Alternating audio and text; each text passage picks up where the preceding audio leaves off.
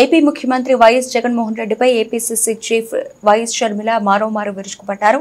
అక్రమాస్తుల కేసులో వైఎస్ రాజశేఖర రెడ్డి పేరును సీబీఐ తొలుత చేర్చలేదని పేర్కొన్నారు.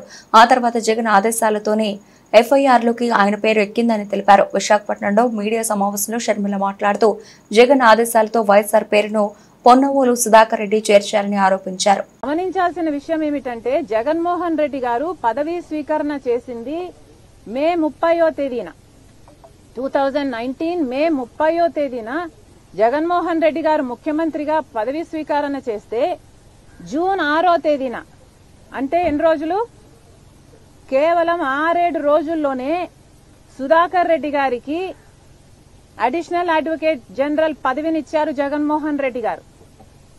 మీ మధ్య ఏ సంబంధం లేకపోతే 6 రోజుల్లోనే ఎవడో తెలియని సుధాకర్ రెడ్డి, అంతవరకు ఈయన ఎవడో సమాజానికి తెలియనే తెలియదు, ఎవరో తెలియని సుధాకర్ రెడ్డిని తీసుకొచ్చి మీరు అడ్వకేట్ జనరల్ పదవిని ఎందుకు ఇచ్చారు, అడిషనల్ అడ్వకేట్ జనరల్ పదవిని ఎందుకు ఇచ్చారు, అది కూడా అంత హడావిడిగా, అంత ఉత్సాహంగా, అంత తొందరగా మీరు అంత మేలు ఒక మనిషికి చేశారు అంటే దానికి అర్థం ఏమిటి? మీకోసం సుధాకర్ రెడ్డి పిటిషన్లు వేసి మీకోసం అంతగా చేశాడు కాబట్టి దానికి ప్రతిఫలంగా మీరు ఆయనకు పదవినిచ్చారు.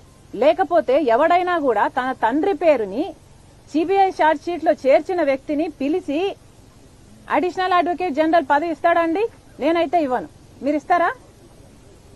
మీ తండ్రి పేరుని ఎవడైనా ఛార్జ్ షీట్ లో పెట్టాలి అని 3 కోట్లను తిరిగిన వాడికి ఎవడు ఇవ్వడు. ఇదంతా జగన్మోహన్ రెడ్డి గారి ఆదేశాల మేరకే జరిగింది.